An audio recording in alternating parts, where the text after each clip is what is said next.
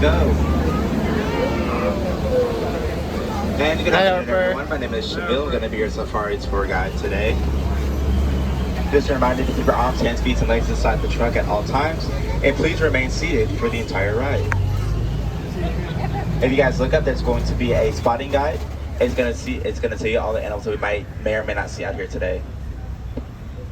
And if you do have children, they are allowed to sit in your lap, but please do not raise them up to take any pictures.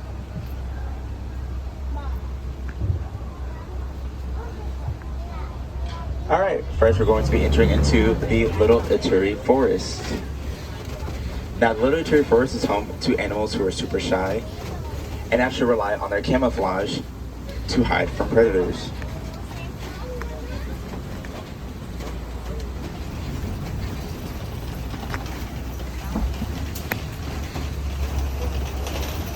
Now, if you guys look to your right, all the way in the back up there, is going to be an okapi. Now, the okapi is known because of its black and white stripes on its legs. And because of that, people assume that the okapi is related to the zebra, which it is not. It is actually close related to a giraffe. And that is because a giraffe and an okapi have the exact same or similar skull shapes. A male okapi also has ossicones, just like a giraffe does.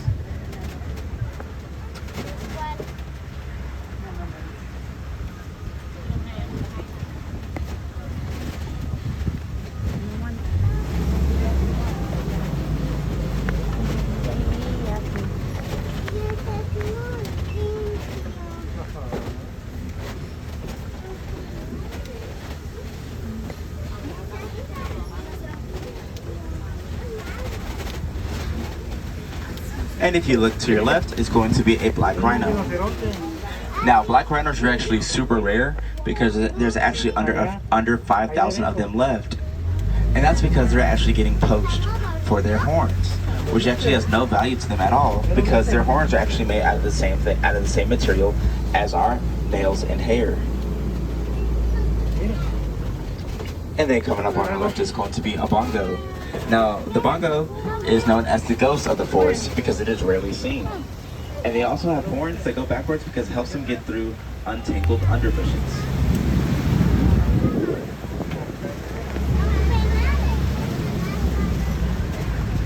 And then on our left we have some saddle-billed storks. Now, a saddle-billed stork can go up to 5 feet in height and has a wingspan of 9 feet.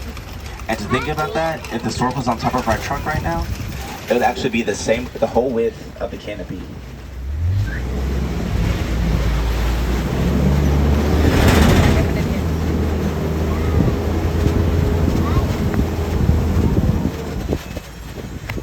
And now we're about to enter into the Safi River. Now, the Safi River might see some aquatic animals, so look out in those ponds to see if you see anything.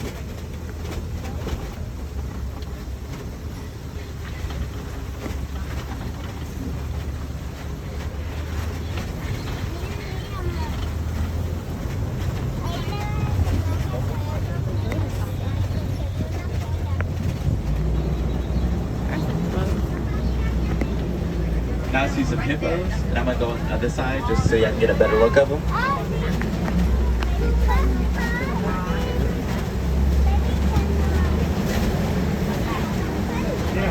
Now, on your left, you got some hippos. So hippos are known to be land mammals. However, they are actually closely related to a dolphin and a whale. However, they do not swim in the water because they actually weigh about 5,500 pounds. And so they kind of just walk and run underwater. They can actually submerge themselves underwater for about 8 minutes.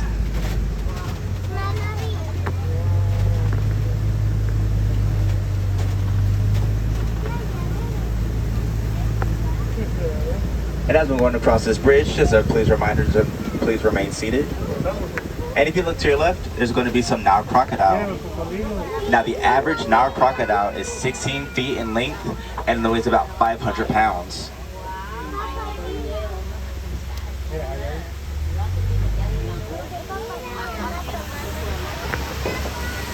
And this makes them the largest crocodilian in Africa. And they also do not eat, they kind of just eat everything, not really herbivores or carnivores. But 9 times out of 10, they usually just eat fish. And crocodiles are very nurturing animals. They actually have their eggs in their mouth to help the hatching process and also to protect them from other predators.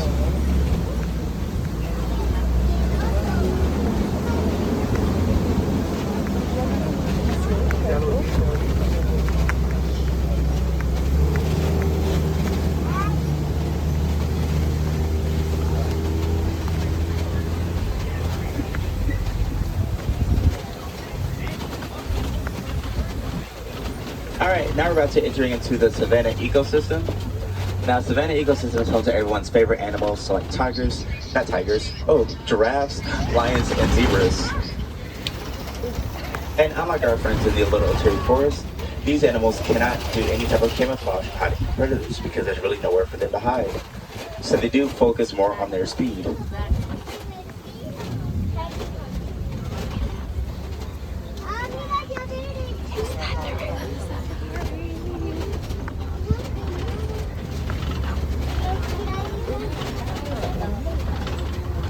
Alright, coming up first, I see some Ankole cattle.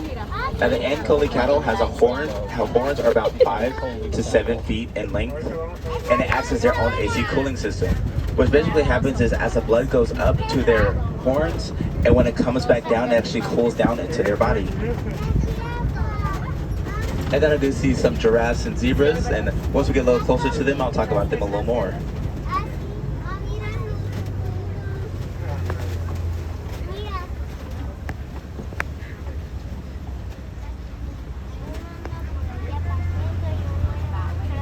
Alright, if you guys look to your left under the cave over there, and as you get a little closer to it, is going to be some African wild dogs, also known as African painted dogs because of their painted like fur.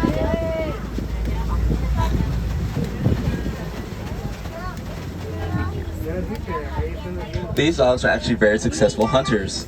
They actually have a better hunting rate than lions. And that's because they actually travel in a pack of 5 and 15. And basically they would chase their prey one by one until it gets too tired to keep running. And then coming up on our left is going to be some Hedderman mountain zebras. Now, everybody always talks about if a zebra is black with white stripes or white with black stripes. We can always tell by their nose. If their nose is black, they are black with white stripes and vice versa. And just like a human fingerprint, no two zebra stripes are alike. And a group of zebra together are called a dazzle.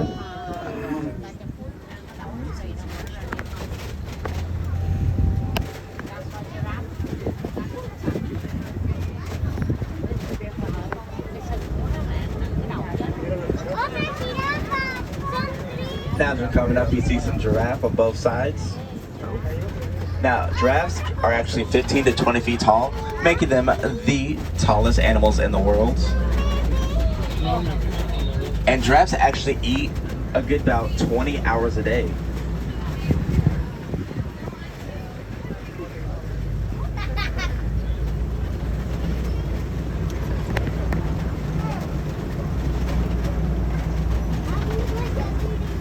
And since giraffes eat so much, they actually sleep only 30 minutes a day. And also because they eat so much, their tongues are purplish black, kind of to help them not get sunburned.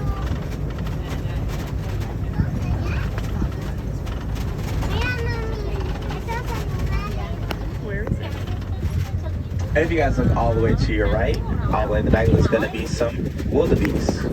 Wildebeest in Afrikaans means wild beast. Now, the wildebeest are not really known to be leaders. They're actually a bunch of followers.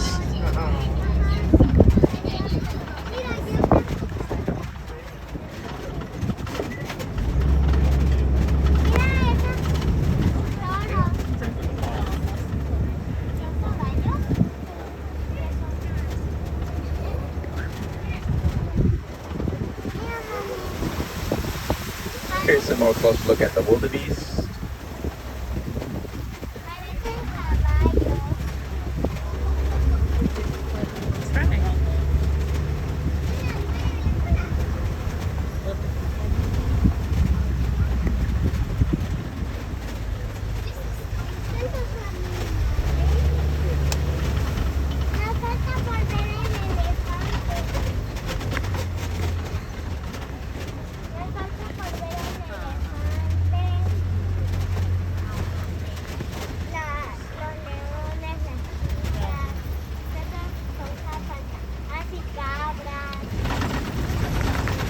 And coming up on our right is going to be an African elephant.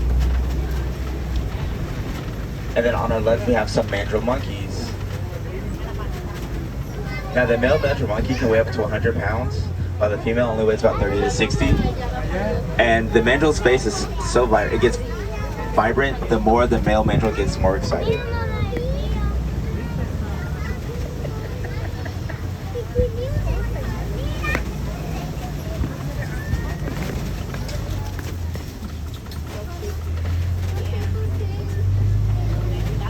Here's a closer look of that elephant right here.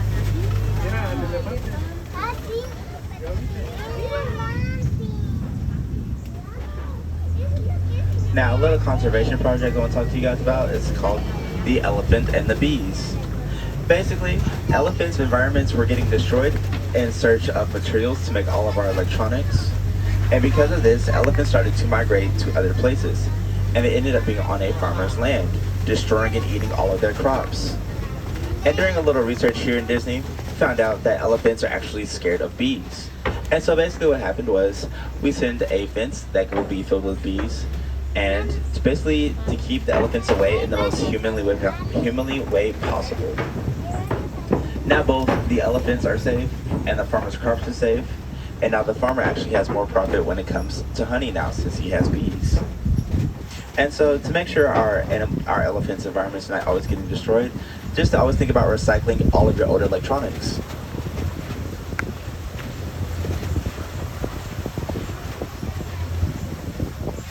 And speaking more about elephants, we're about to enter into the red clay pits.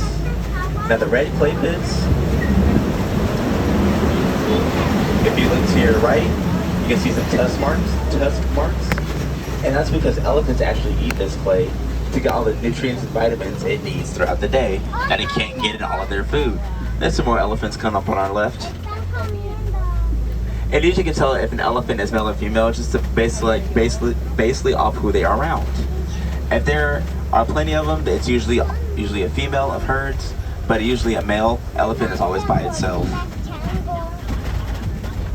And a good cooling system that the elephants have is flapping their ears. Their ears are so big that when they flap them, it can actually cool their body temperature down 15 degrees.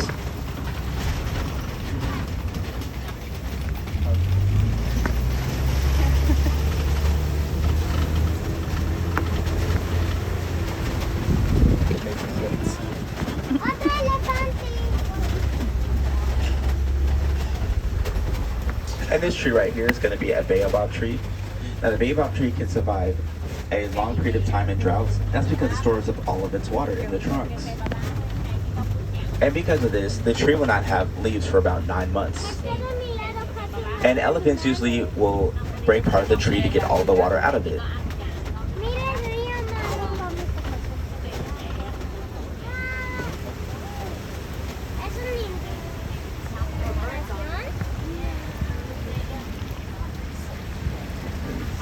Alright, and then coming up on our left in the little island over here is going to be the greater flamingos. Now the greater flamingos are the biggest but palest flamingos in the world. When they are born, they're actually a grayish color. However, because of their diet, they actually turn pink. One of those things being brine shrimp.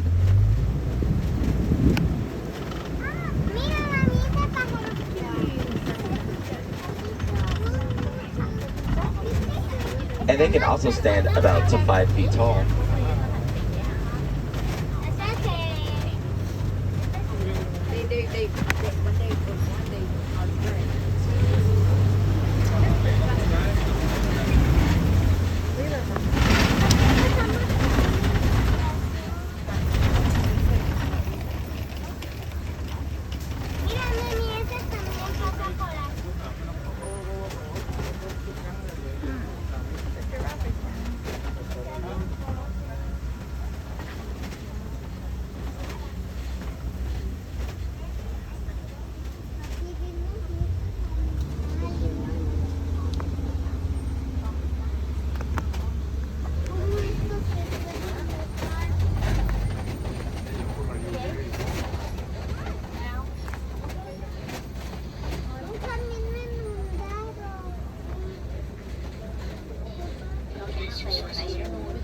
And as you're coming up, you can look on your left, there's going to be some ostriches. Now the ostrich, of course, is the biggest bird in the world, and of course is also flightless. They can actually run up to 40 miles per hour, and they can lay eggs that weigh about 3 pounds. And the eggs are so strong that the average human can stand on their eggs and the egg will not break.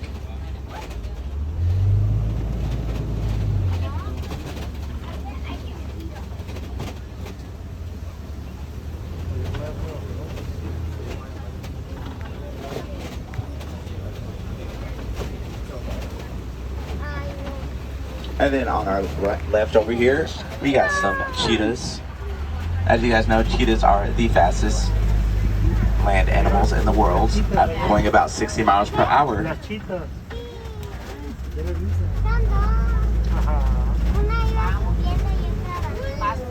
And if you look to your right, it's going to be a rhino, a white rhino, right back there. So white rhinos are more known as grazers, and that's because they actually eat more of the grass closer to the ground. And they can weigh about 10,000 pounds and charge at 35 miles per hour.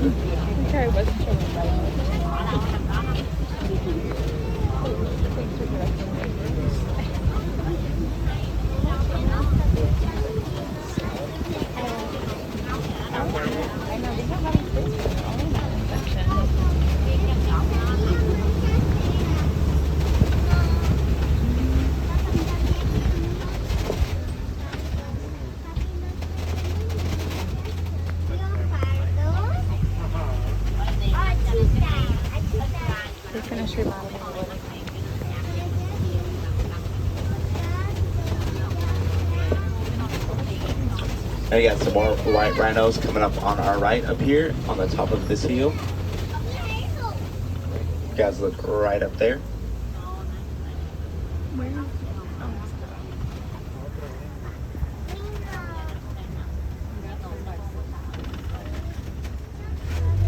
And you guys look over here, there's going to be a Botava. Now the Botava, a little fact about this is that it was actually almost extinct in the earliest 20th century, with only 17 left. And a bunch of them end up getting onto a farmer's land, and the farmer decided to keep them. So they are still endangered, they're still extinct in the wild. However, in conservations, they're actually growing in number.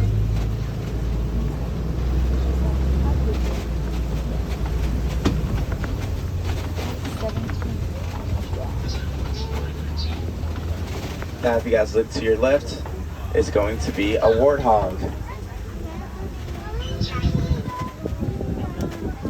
And you guys can see the warthogs right there.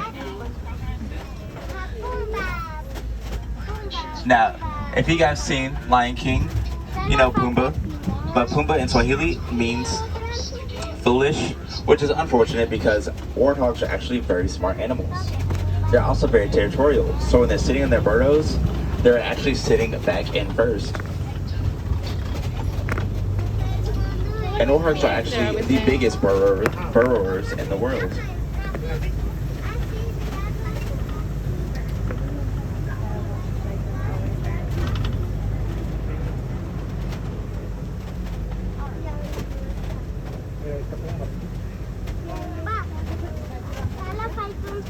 Get y'all a close look at those warthogs over there.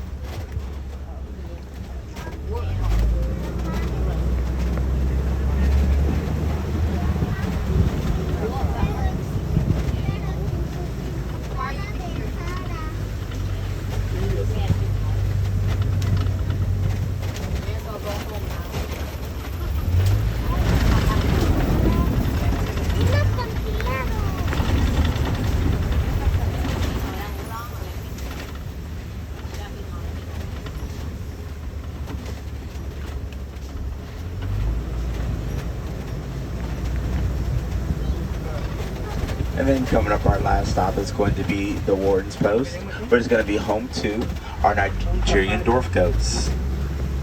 Now, Nigerian Dwarf goats are very playful, fun, domestic goats that like to climb, chase each other around. They also are very known to have very rich milk, which is very helpful in African villages because they're actually high in value.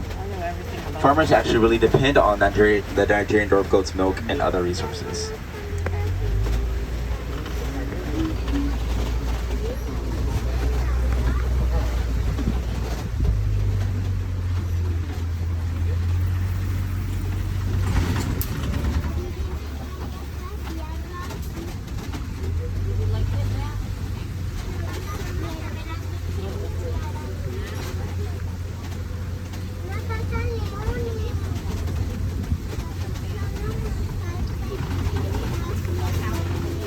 And this is going to be the end of our safari ride today.